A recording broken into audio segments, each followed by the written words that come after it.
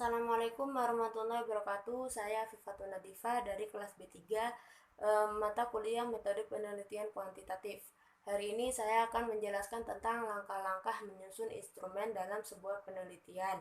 Di sini sudah ada beberapa tentang langkah-langkah menyusun instrumen, dari pengertian instrumen, kemudian langkah-langkah menyusun instrumen, kemudian jenis-jenis instrumen, dan ada yang terakhir yaitu kriteria instrumen yang baik.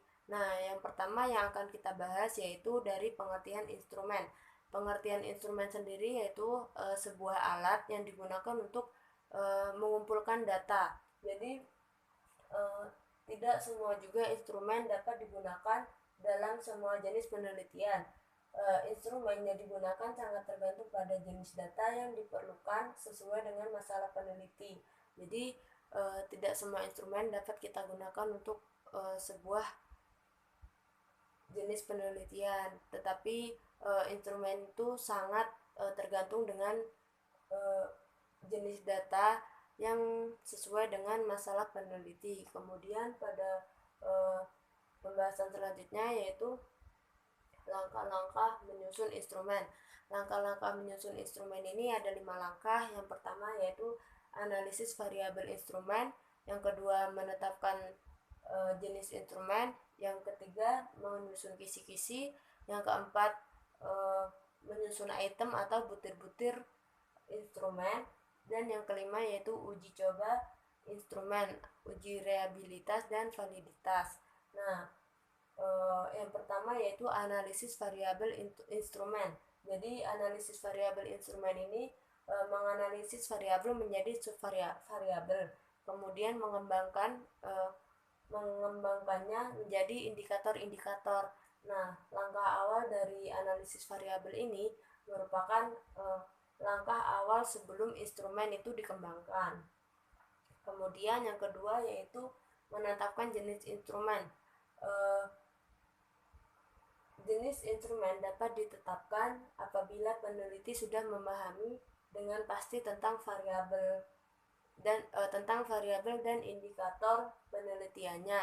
Nah, satu variabel mungkin hanya memerlukan satu jenis instrumen atau juga bisa memerlukan lebih dari satu instrumen. Kemudian yang ketiga yaitu menyusun kisi-kisi. Nah, menyusun kisi-kisi ini diperlukan sebagai pedoman dalam merumuskan item instrumen. Dalam kisi-kisi harus mencakup ruang lingkup, materi variabel penelitian, jenis-jenis pertanyaan, banyaknya pertanyaan, serta waktu yang akan dibutuhkan. Nah, di sini juga dalam kisi-kisi harus tergambar indikator atau abilitas dari setiap variabelnya. Misal ada untuk menentukan prestasi belajar atau kemampuan subjek penelitian diukur dari tingkat pemahamannya, pengetahuan, aplikasi, dan sebagainya. Kemudian yang keempat yaitu menyusun item atau butir-butir instrumen. Nah, dalam menyusun item ini menyusun item pertanyaan sesuai dengan jenis instrumen yang kita gunakan untuk penelitian tersebut. Kemudian yang terakhir yaitu yang kelima ada uji coba instrumen, uji validitas dan uji reliabilitas. Nah, di uji coba instrumen ini untuk mengetahui tingkat reliabilitas dan validitas serta keterbacaan setiap item. Mungkin saja berdasarkan uji coba ada sejumlah item yang harus kita buang dan diganti dengan item yang baru. Untuk mengetahui hal tersebut itu didapat setelah kita melakukan uji coba. Kemudian selanjutnya itu ada jenis-jenis instrumen penelitian. Jenis-jenis instrumen penelitian itu ada 4. Yang pertama tes, kemudian yang kedua angket atau kuesioner, yang ketiga yaitu wawancara, dan yang keempat yaitu observasi. Nah, yang pertama yaitu tes, merupakan instrumen atau alat ukur pengumpulan data tentang kemampuan subjek penelitian dengan cara pengukuran atau dengan cara tulis. Kemudian yang kedua yaitu angket atau kuesioner.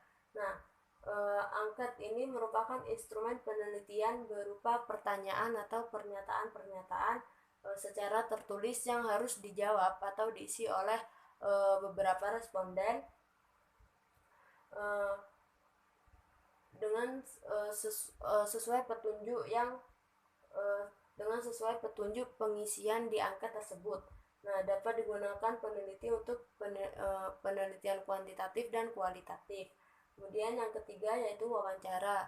Nah, wawancara ini teknik pengumpulan data yang dilaksanakan dengan cara dialog baik secara langsung atau tatap muka, juga bisa dilakukan secara tidak langsung atau menggunakan media sosial atau yang lainnya antara pewawancara dengan yang diwawancarai sebagai sumber data penelitian.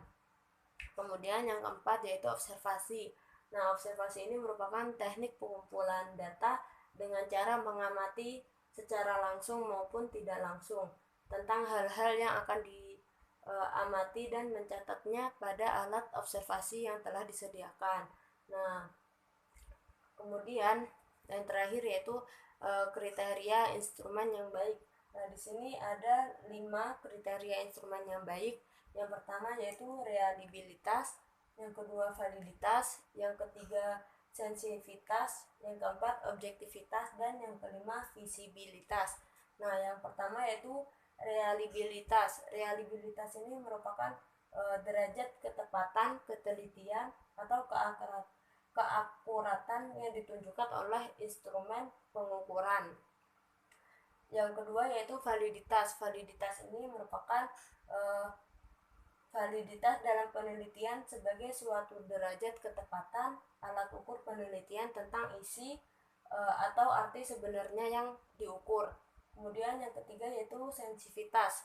Nah, sensitivitas ini dalam penelitian dijelaskan sebagai kemampuan suatu instrumen untuk melakukan diskriminasi yang diperlukan untuk masalah penelitian. Kemudian yang keempat, objektivitas.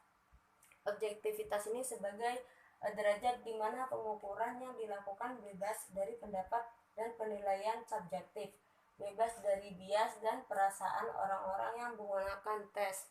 Kemudian yang kelima, yang terakhir yaitu visibilitas, yaitu berkenaan dengan aspek-aspek keterampilan, penggunaan sumber daya, dan waktu. Jadi kelima itu tadi kriteria instrumen yang baik. Nah, jadi dari pembahasan hari ini yaitu langkah-langkah menyusun instrumen.